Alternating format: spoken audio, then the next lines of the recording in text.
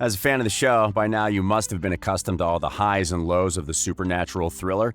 But what if we tell you that you're in for one hell of a ride, especially with the second volume of Season 4 that's set to be released in a few days? Let's take a look at all the plausible fan theories that are circling the arrival of the second volume.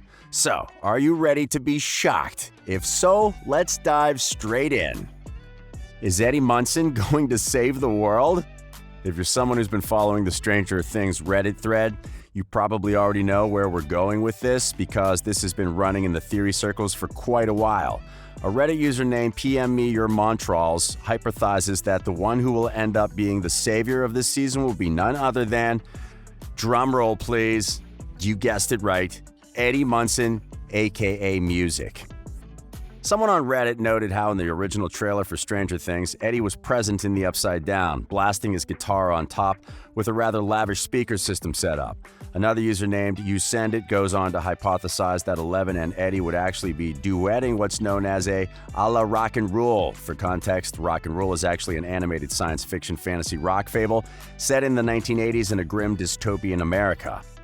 Of course, the song has to have some implied meaning, so the Reddit user went into a deep dive about Eddie Van Halen and other details. It's also possible Eddie Munson is just making an attempt to protect Nancy or, well, finally defeat Vecna with his powers of music, since it's nearly certain that Mike's older sister is already under Vecna's influence. Stranger Things 4 is going to be playing with the physics of time itself. One of the most important Easter eggs to note throughout the trailer for this season is the old grandfather clock in the Creel house. Viewers see it on various instances, upside down, the Creel house, and even half buried in a wall with Max gawking at it. And while it may be the house's way to the upside down, it could also symbolize the possibility of time travel.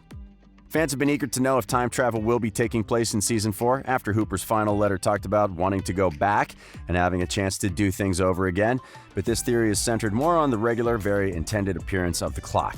The fans have more reason because the Duffers emphasized on the topic in a recent IGN interview that attempts to break the trailer down, saying that it's one of the core mysteries that the Hawkins gang will have to solve.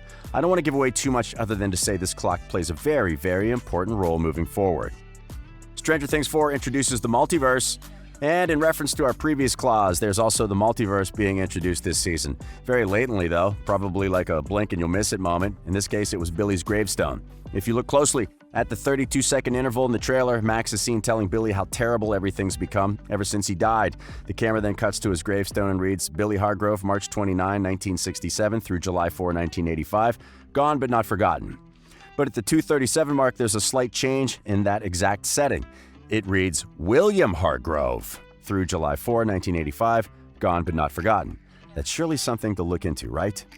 Maybe it's the multitude of multiverses in the show right now, but some fans predict that this means there are parallel universes that do exist, and we're surely going to be seeing them. Will could end up being a victim of Vecna. A Reddit user named Snowball Dance is snooping around, especially with BTS, which led them to hypothesize that Will is possibly going to become prey to Vecna's evil tactics in Part 2. Here's the theory in full. They say that they've seen quite a bit of talk on Twitter about Noah Schnapp, how he shared a picture where he was wearing a harness. They said further that although I'm sure that many stunts involve wearing a harness, most believe that this means he could be a victim of Vecna in Volume 2. He has the feelings of trauma and guilt that characterize all of Vecna's other victims after all. They also added that they've noticed fans talking about how Ross Partridge was seen at a script reading, meaning that he could make a reappearance, maybe to taunt Will. Even Finn Wolfhard has talked about how Mike is forced to get into action when a loved one is in potential danger. And what's more is that Noah's even gone on to say that Will's heaviest scene yet is in Season 4. Perhaps this could instead be a much-needed personal moment for Will to face his inner demons. There's no doubt about the fact that he's in need of some serious character development. What better time could there be but to do that now? Another Reddit user named NoOnions3052 expressed that maybe Vecna would instead attempt to make an offer to Will that parallels his one to Elle when he tried to get her to go with him after the massacre. That would hit his fears and remind him that his best friends have once again abandoned him. They also noted that the Upside Down is frozen on the eve Will mysteriously disappeared, and it seems like there are some loose ends with regards to the Mind Flayer and Will. Whereas with Sonic Forces playing such a pivotal role in Season 4 Part 1, the Reddit fanbase also expect that Should I Stay or Should I Go by The Clash will play a crucial role foreshadowing Will's fate. They say how in season 1, when Will was in the Upside Down and was humming a song and Elle and Mike overheard him, he was probably singing the song to keep himself conscious. It's likely that Vecna will get Will under her influence, but Mike will get him out of it with his music, singing his favorite song to him. We know this sounds a bit cuckoo. This might get him to realize how much he means to them. A new character entry, Ruth. Reddit users noted Ruth keeps coming up in Season 4, which indicates an entry of a new character. But what possible significance can they have? Well, according to the Reddit users, they've derived that Ruth, or Running Up the Hill, is, you guessed it, a song that Max used to run away. They also hypothesized how it links back to Nevada, where Project Lima manifests. Ruth is actually the fake name Nancy decides upon when she goes to meet with Creel, and it's emphasized upon by Harrington saying, "Ruth?" And they share a knowing, speculative glance. But why does it keep getting repeated? It can't possibly be without reason, right? And we suspect it can't exactly be a random coincidence either. It can, though, be an acronym for how Running Up That Hill was, but the Ruth Nevada and Ruth psychology student sounds a little far-fetched. Some Reddit theorists, yes, that makes them feel more esteemed, have also added that if it wasn't important or if there wasn't any point to it, the writer's room would have already discarded the idea to even mention the name so often. Let us tell you that the name doesn't pop once, not twice, but 3 times. That's gotta mean something, right? Will Byers might be gay. Moving on, we come to the widely debated subject of Will's sexual orientation. It's natural to have some sort of romantic interest, right? Will isn't any different. He's perhaps hinted at his.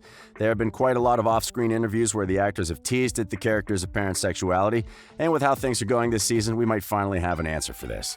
There's that moment where Will and Mike have a really serious heart-to-heart, right after running away from those army troops.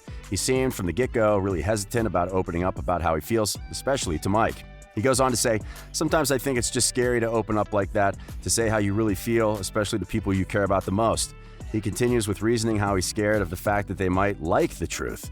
Fans speculate how he might be in love with his friend Mike and is debating whether or not he should tell him how he feels.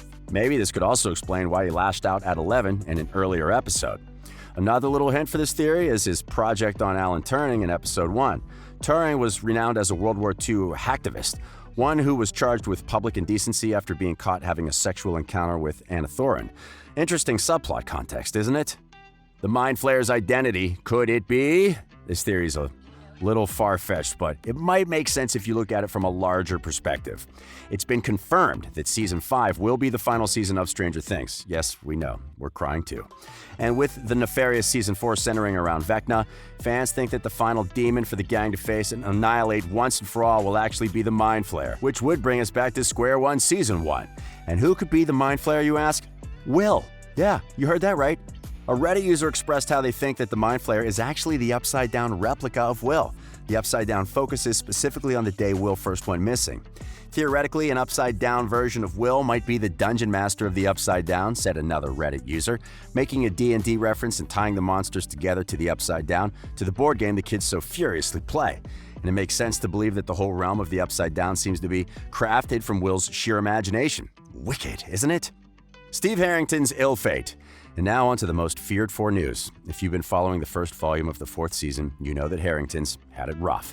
He didn't make it past the gate from the Upside Down, and so he's stuck there, until further notice at least. Here's how it went.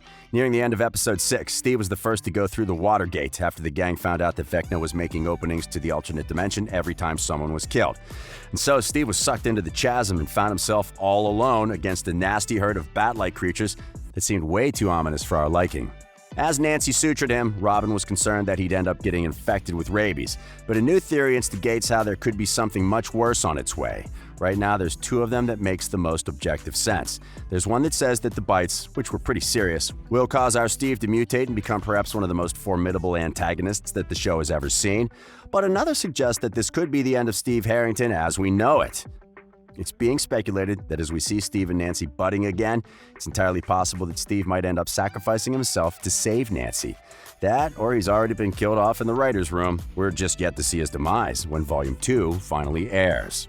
And that's all we have for today, folks. To see if these conspiracy theories actually materialize, guess we'll all have to wait for the 2nd volume of the mystical madness that is Stranger Things. Until then, ciao.